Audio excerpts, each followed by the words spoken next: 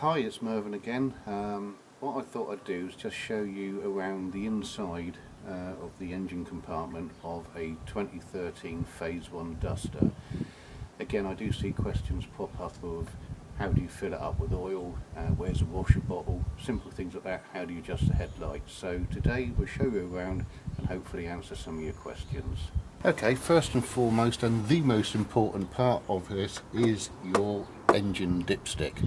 Checking your oil on a regular basis is critically important. One small turn, a pull, and then you'll find it catches a bit. Don't worry, it won't break off. You just got to give it a little bit of a pull. Before you actually check the level, I always find is give it a good wipe off first, especially if the engine's been running, because you end up with oil splashed on it. Reinsert it, then pull it out, and then you can see that there, you'll see the line max there, so mine is absolutely full right up. It's just been serviced, so it should be full right up, that being the lower level there. Okay, so that is the most important thing. As the engines get a little bit older, and especially if they've been towing, they will use a bit of oil, so don't just assume that it's fine from service to service. The other question I seem to get asked a lot is, where's the washer bottle filler? Well, it's here, hidden away a little bit. No yellow cap on it, it's a black cap. It has got a picture of the windscreen washers on there. You open the cap and you try and fill it, and you can't because the cap just wants to close. It's not a very good design at all. So you either have to sort of use two hands or just be a bit hit and miss, or do what I do, use a funnel. So anyway, that there is a washer bottle filler cap.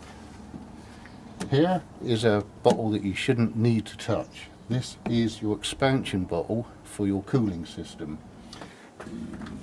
Never ever open that when the engine's been warm or it's hot, because that is a pressurized bottle. The only thing you need to check is you have a max and a min level on there. The water should be somewhere in between. Don't worry if it's only halfway, that's fine. Don't worry about that. If it's at min, then that does need to be topped up. And also, if it does need to be topped up, it probably means that you've had some leakage somewhere, so a check of your radiator may be necessary, or your hoses. Okay, so there's a bottle that's hid right down in here. This is your power steering fluid. Again, you shouldn't really ever need to top that up, and if you do, then you've probably got an issue with your power steering unit and some leakage somewhere. But it is also worth just double checking the levels on it, just keeping an eye on it. But if it's a relatively new vehicle, it shouldn't really need to have any maintenance on that.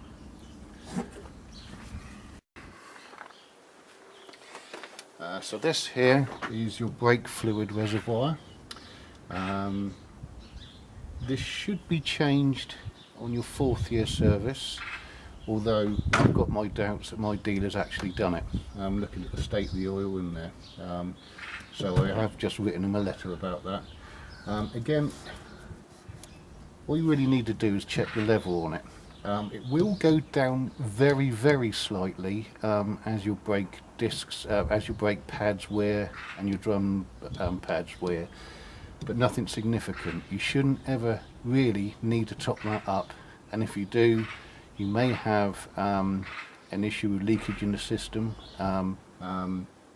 So yes, checking the drums on at the rear of these vehicles is quite an important thing, and again, it should be something that the 48,000 mile service schedule should actually do. But again, my dealer hasn't done it, so I'll be doing my own visual check on that. Okay. Another thing I've seen asked a few times is how to adjust the headlights. Now you've got to be very careful when adjusting your headlights, because they've got to be within a tolerance of an MOT. Too high, you're going to start blinding people. Too low, you won't see anything in front of you.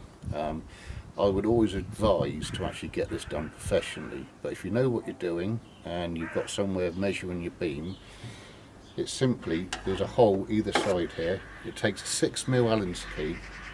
You literally put that down at an angle, and then you can make your adjustments. Obviously make your adjustments equal either side. So if it's half a turn this side, do half a turn that side. Just a little pointer for those that don't know, especially with this time of year and batteries are probably going to be under load more than any other time of year. I don't know if you can see that. There's a green button in that battery there. What that means is the battery is in good health. If that turns red, that means that your battery is on its way out and probably will need a change. You know, this one is about 4 years old, still got a very good charge on it. It's used daily, so that's probably why cars that are not used daily tend to suffer with the deterioration of the battery more. So there we have it, the little tour around the Phase 1 Duster. This is the Renault DCI 110 engine. Those with Phase 2s and the slightly more modern engine, it is a different layout, so that will be different. Hope you found this informative. It is very basic. There's no advanced mechanics here, but I know that some people are just a little bit scared of what goes on underneath here, so hopefully it's helped a few people out.